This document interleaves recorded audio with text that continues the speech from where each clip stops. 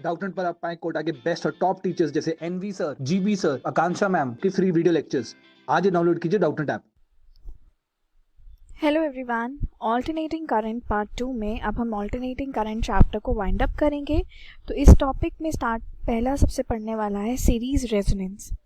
Series LCR circuit को हम resonance में तब कहते हैं जब करंट जो है वो मैक्सिमम होता है। तो एलसीआर सर्किट अगर हमें दिया हुआ है तो ये रेजोनेंस में तभी होता है जब करंट जो है वो हमारी मैक्सिमम वैल्यू अचीव कर ले। इन जनरल हम आरएमएस करंट को हम इस तरीके से डिनोट कर सकते हैं। आई आरएमएस हमारा हो जाएगा V RMS by Z. Z जहाँ पे इम्पिडेंस कहलाया जाता है और इसकी वैल्यू हम इस तरीके से ब्रेकअप करके लिख सकते हैं कि आई आर एम एस जो है हमारा बराबर हो जाएगा V R M S by R square plus X L minus X C का होल स्क्वायर होल का अंडर रूट। ये हमारा इम्पिडेंस कहलाया जाता है। ठीक है, जब आई आर एम एस जो मैक्सिमम बन जाएगा वो तब होता है जब एक्स एल और एक्स सी जो है वो इक्वल हो जाएगा। तो ये मैक्सिमम होगा तब जब हमारा x L reactance of inductor जो है वो कैपेसिटिव रिएक्टेंस के इक्वल हो जाएगा। ठीक है, तो यानी कि अगर हम इसे ब्रेकअप करके लिखें तो ये तब होगा जब 2 पाई न्यू नॉट एल जो है बराबर हो जाएगा 1/2 पाई न्यू नॉट सी के। और यहाँ से अगर हम फ्रीक्वेंसी निकालें म्यू नॉट, ये हो जाएगी 1/2 पाई इंटू एल सी के अंडर रूट एल सी। तो ये हमारा जो है फ्रीक्वेंसी कहलाई जाती है। इसको हम क्या कहते हैं? Resonant frequency. ठीक है, यहाँ पे ये हमारी रेजोनेंट फ्रीक्वेंसी आ गई। देन अगर हम एक प्लॉट ड्रॉ करें आरएमएस वर्सेस फ्रीक्वेंसी ऑफ एक LCR circuit, 3 value of resistance R पे, तो हमें कैसा मिलेगा हम एक बार वो देखते हैं। हम एक ग्राफ ड्रॉ कर लेते हैं। इस तरीके का हमारा एक ग्राफ है। ठीक है, यहाँ हमारी आई आरएमएस वैल्यू है और इधर हमारी फ्रीक्वेंसी है जो कि हर्ट्स में हमें गिवन है। तो यहाँ से अगर हम ड्रॉ करेंगे इस तरीके का तो हमें 3 डिफरेंट वैल्यूज़ पे ऐसी हमारी पीक मिलेगी। ठीक है, इस तरीके से यहाँ से हम फिर एक और ड्रॉ करके ऐसे लिखेंगे। तो ये हमारा जो है ये हमारा R1 हो जाएगा, ये हमारा R2 और ये हमारा R3। इस तरीके से हम निकाल सकते हैं, जहाँ पे जो हमारा R3 है वो less than R2 less than R1 हो जाएगा। तो हम नोट कर सकते हैं कि हर केस ऑफ करंट में ये रीच कर रहा है अपनी maximum value resonant frequency mu naught पे। ठीक है, तो यहाँ पे जो फर्दर मोर हम देखें तो कर्व जो है वो नैरो बन रहे हैं और टॉलर बन रहे हैं जैसी रेजिस्टेंस हमारा डिक्रीज होता है। तो शार्पनेस जो रेजोनेंस की एक सर्किट की होती है वो मेजर होती है एक एबिलिटी ऑफ द सर्किट कि वो डिफ्रेंशिएट कर सके डिफरेंट फ्रीक्वेंसीज जो नियरली इक्वल हो मैग्नीट्यूड के। ठीक है, अब हमें शार्पनेस ऑफ रेजोनेंस अगर दिया, यूजुअली डिस्क्राइब जो है डायमेंशनलेस क्वांटिटी, उसको हम कहते हैं क्वालिटी फैक्टर, जिसको हम Q से डिनोट करते हैं। और ये बराबर होता है new not by delta nu, जहाँ डेल्टा न्यू जो है वो विड्थ है कर्व की जो मेजर्ड होती है 2 वैल्यूज ऑफ म्यू के, जिसके लिए जो पावर होती है वो हाफ हो जाए उसकी मैक्सिमम वैल्यू पे। अब ये जो हमारी कर्व जो है वो शो करता है कि हाई Q कॉरस्पॉन्ड करेगा जब नैरो रेंज ऑफ फ्रीक्वेंसीज होंगी। और Q फैक्टर जो सीरीज रेजोनेंस सर्किट का होता है वो इस तरीके से डिफाइन किया जाता है कि एज अ रेशियो जो वोल्टेज डेवलप हो रही है अक्रॉस द इंडक्टर और capacitor to the voltage across the resistor at resonance. ठीक है, अब एट रेजोनेंस हम क्या देखेंगे कि ये जो हमारा अगर हम केस अब देखें एट रेजोनेंस तो ये जो क्वालिटी फैक्टर Q है वो हो जाएगा ओमेगा नॉट L के इक्वल बाय R, या हम सिंपली इसको लिख सकते हैं कि Q हमारा हो जाएगा 1/R under root L by C। तो पावर हाफ पावर पॉइंट्स जो फ्रीक्वेंसीज के होते हैं वो इधर साइड होते हैं F0 के, और इनके लिए आरएमएस वैल्यू जो करंट की होती है वो हमारी I0/√2 डिफाइन की जाती है। ठीक है, तो ये हमारा सीरीज रेजोनेंस हो गया। आगे अब हम डिस्कस करेंगे कि पावर क्या होती है एक AC सर्किट पे। चलिए, उसकी पावर क्या होती है। पावर कंज्यूम्ड जो एक सर्किट की है वो इक्वल होती है पावर जो डिलीवर्ड हो रही है by the generator to the circuit.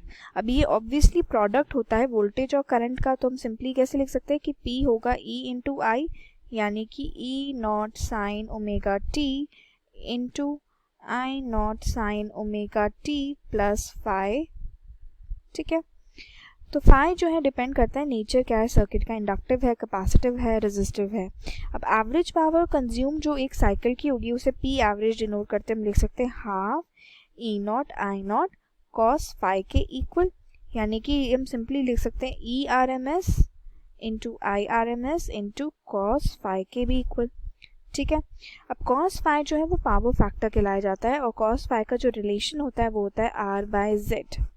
ठीक है, अब यहीं पे अगर फॉर एग्जांपल हमें एक सर्किट गिवन है जो कि प्योर इंडक्टर है, तो इसके लिए हमारा जो फाई हो वो कितना होगा पाई बाय 2। अब फाई पाई बाय 2 हो जाएगा तो कॉस फाई कितना हो जाएगा, वो 0 हो जाएगा, तो पी एवरेज कितना हो जाएगा, हमारा 0 हो जाएगा प्योर इंडक्टर के केस में। वहीं पे अगर अब हमें दिया है प्योर कैपेसिटर सर्किट दिया है, ठीक है, तो उसके लिए हमारा जो फाई होगा वो भी पाई बाय 2 होगा और कॉस फाई जो है वो कितना आ जाएगा 0, तो पी एवरेज कितना हो जाएगा 0 के इक्वल। अब इम्पिडेंस ट्रायंगल अगर हम देखें तो वो इस तरीके से ड्रॉ किया जाता है, ये Z रहता है, ये फाई रहता है और ये R रहता है, और ये होती है हमारी XL माइनस XC की कैलकुलेशन। ठीक है, ये हमारा कहलाया जाता है इम्पिडेंस ट्रायंगल। नेक्स्ट टॉपिक, बस हम जो लास्ट टॉपिक है इसका ट्रांसफार्मर डिस्कस करेंगे। चलिए, ट्रांसफार्मर जो है वो एक तरीके की डिवाइस हो गई जो कि यूज़ किया गया है कि वो स्टेप अप या step down AC voltage create कर सके, यानी कि एक तरीके का ये डिवाइस है जो यूज़ किया जाता है टू स्टेप अप या स्टेप डाउन एसी वोल्टेजेस। ठीक है, और ये जनरली क्या है, कंटेन करता है 2 कॉइल जो वूंड है एक लैमिनेटेड सॉफ्ट आयरन कोर पे, और हम ये शो कर सकते हैं कि VS बाय VP जो है बराबर रहता है, मतलब secondary and primary, NS by NP equal to T, जहाँ VS क्या है voltage across secondary coil, VP क्या है वोल्टेज अक्रॉस प्राइमरी कॉइल। ठीक है, और NS जो है क्या होता है नंबर ऑफ टर्न्स हैं सेकेंडरी कॉइल के, और NP क्या है नंबर ऑफ टर्न्स हैं प्राइमरी कॉइल के, और T क्या कहलाया जाता है ट्रांसफार्मर रेशियो। ठीक है, अब ये ही यहाँ पे अगर T ग्रेटर देन 1 होगा तो हमारा जो VS है वो VP से ज़्यादा रहेगा, तो ट्रांसफार्मर को हम कहते हैं स्टेप अप ट्रांसफार्मर। अब यहीं पे T लेस देन 1 हो तो यानी कि VS जो है लेस देन VP होगा, और इसको हम कहते हैं स्टेप डाउन।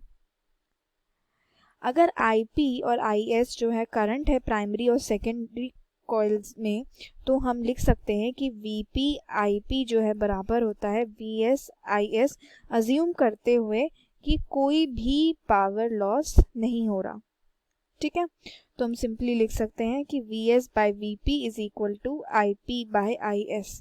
इन प्रैक्टिस जो है हम आउटपुट पावर जो है ऑलवेज लेसर रखते हैं इन इनपुट पावर। ठीक है, ये इसलिए है कि लॉस जो हो ड्यू टू हीटिंग वो कम हो, लॉस ड्यू टू जो हमारा लीकेज हो वो भी कम हो, loss due to eddy current और हिस्टेरेसिस लॉ, ये सब हम अवॉइड कर सके, इसलिए जो हम इनपुट पावर रहते हैं वो हम आउटपुट पावर की लेस रखते हैं इनपुट पावर से। तो ये हमारा ट्रांसफार्मर के बारे में थे। अब हम कुछ प्रीवियस ईयर क्वेश्चन देखते हैं और इस चैप्टर को हम बाइंड अप करते हैं। चलिए, क्वेश्चन में दिया है कि LR सर्किट है, वैल्यू हमें L की गिवन है इस फॉर्म में, और वैल्यू ऑफ R हमें एक दिया हुआ है। अगर सर्किट में दिया है कि एक ऑल्टरनेटिंग EMF है इतनी की साइकिल 50 पर सेकेंड कनेक्ट किया गया है, तो इम्पिडेंस ऑफ द सर्किट और करंट क्या होगा वो कैलकुलेट करना है। तो अब LR सर्किट है तो इम्पिडेंस कैसे डिफाइन रहता है, R² प्लस X² होल का अंडर रूट। ठीक है, तो ये हम लिख सकते हैं R² प्लस X² हमें गिवन नहीं है क्योंकि इंडक्टेंस का L हमें गिवन नहीं है, तो हम सिंपली लिख सकते हैं 2 पाई न्यू L का होल स्क्वायर होल का अंडर रूट। तो यहाँ पे हम वैल्यू डालेंगे तो z की कितनी हो जाएगी, r हमें गिवन है 30 ओम, तो ये हो जाएगा 30 का होल स्क्वायर प्लस यहाँ पे ये 2 पाई इंटू 50 इंटू एल हमें कितना गिवन है, ये हमें गिवन है 0.4 बाय पाई का होल स्क्वायर होल का अंडर रूट। पाई से पाई कैंसिल हो जाएगा, तो अब यहाँ से ये 2 ये 100 इंटू 0.4, तो यहाँ से हम निकालेंगे तो z की वैल्यू जब पूरा कैलकुलेट कर लेंगे तो ये हो जाएगी 900 प्लस 1600, ठीक है। तो ये वैल्यू आ जाएगी 50 ओम के इक्वल, ठीक है। तो यहाँ पे ये जो z है वो हमारा कितना हो जाएगा, 50 ओम के इक्वल आ गई इम्पिडेंस, ठीक है। अब नेक्स्ट में हमें पूछा है कि करंट निकालना है, तो करंट के लिए हम क्या करेंगे कि यहाँ से I जो होगा वो करंट के लिए डिफाइन रहता है V बाय Z, यानी कि 200 बाय 500 जो कि 4 एम्पियर के इक्वल आ जाएगा। तो जो करेक्ट आंसर होगा वो हो जाएगा हमारा ऑप्शन डी। चलिए, क्वेश्चन में दिया है कि 220 वोल्ट का इनपुट है जो कि सप्लाई किया जा रहा है ट्रांसफार्मर में। द आउटपुट सर्किट वो ड्रॉ कर रहा है करंट 2 एम्पियर 440 वोल्ट पे।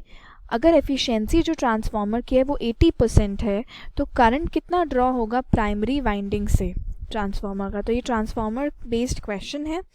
तो हमें इनपुट वोल्टेज यानी कि वीपी अगर हम उसे डिफाइन करें तो हमारा वीपी हमें कितना गिवन है, वीपी हमें गिवन है 220 वोल्ट। वहीं पे वीएस सेकेंडरी के लिए कितना गिवन है आउटपुट 440 वोल्ट, ठीक है। इनपुट करंट हमें पता नहीं, वो निकालना है। और आईएस हमें कितना गिवन है 2 एम्पियर। क्वेश्चन में हमें कितना गिवन है 2 एम्पियर और ये रिस्पेक्टिव वैल्यूज हमें गिवन है।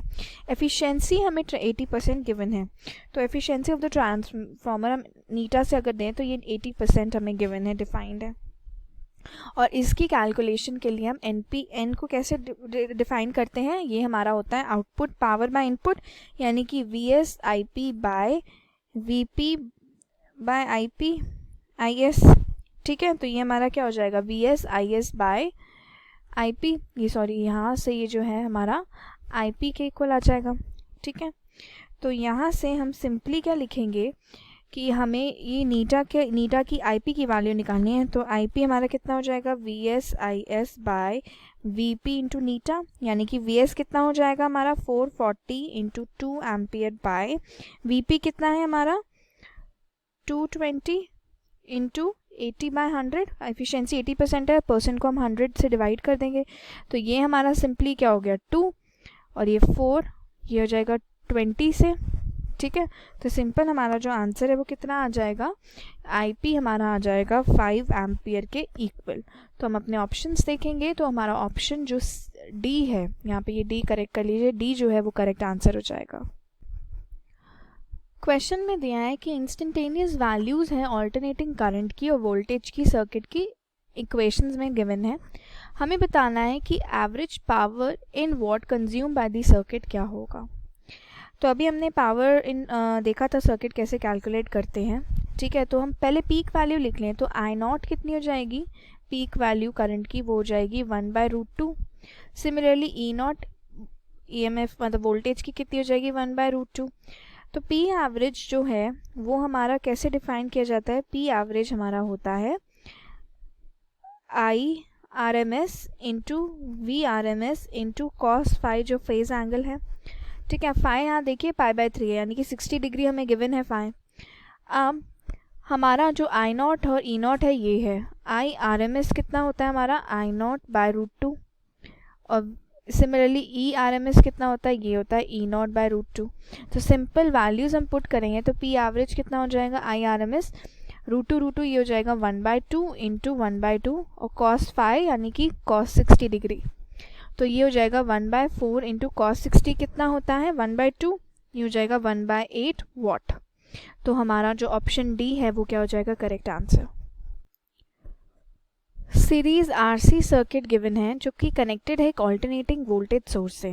कंसिडर करनी है 2 सिचुएशन जहाँ पे हमारा कैपेसिटर फिल्ड हो और कैपेसिटर माइका फिल्ड हो, ठीक है। ये हमें 2 कंडीशंस दे रखी हैं। हमें बताना है कि जो करंट रेजिस्टर का है वो आई है और वोल्टेज जो है कैपेसिटर का वो वी है। तो दोनों केस में कैसे वैरी करेगा ये हमें डिफाइन करना है। तो सर्किट में देखें तो यहाँ पे अगर हमारा एक रेजिस्टेंस गिवन है, यहाँ कैपेसिटर और यहाँ दी है हमें एक ऑल्टरनेटिंग वोल्टेज, ठीक है, इस फॉर्म का सर्किट है, ये आर ये सी। तो हमारा इम्पिडेंस कैसे कैलकुलेट किया जाएगा, आर सी के लिए होता है R square plus X C square, ठीक है। और आई कितना डिफाइंड होगा, वो होगा हमारा वी बाय जेड। तो अगर हमारा सी जो है इंक्रीज करेगा तो एक्स सी क्या होगा, डिक्रीज करेगा, क्योंकि एक्स सी क्या होता है 1/ओमेगा सी। तो अगर C इंक्रीज करेगा तो XC डिक्रीज करेगा, तो करंट भी इंक्रीज करना शुरू होगा उस केस में, क्योंकि वोल्टेज अक्रॉस रेजिस्टेंस हमारा इंक्रीज करेगा और वोल्टेज अक्रॉस जो हमारा इस कैपेसिटर होगा वो डिक्रीज करेगा।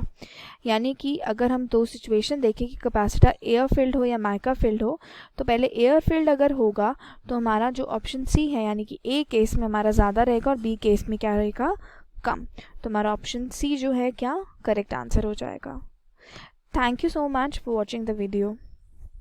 क्लास 6 से 12 से लेके नीट, IIT, JEE मेंस और एडवांस के लेवल तक 10 मिलियन से ज़्यादा स्टूडेंट्स का भरोसा। आज ही डाउनलोड करें डाउटनेट ऐप या व्हाट्सएप कीजिए अपने डाउट्स 8400 400 400 पर।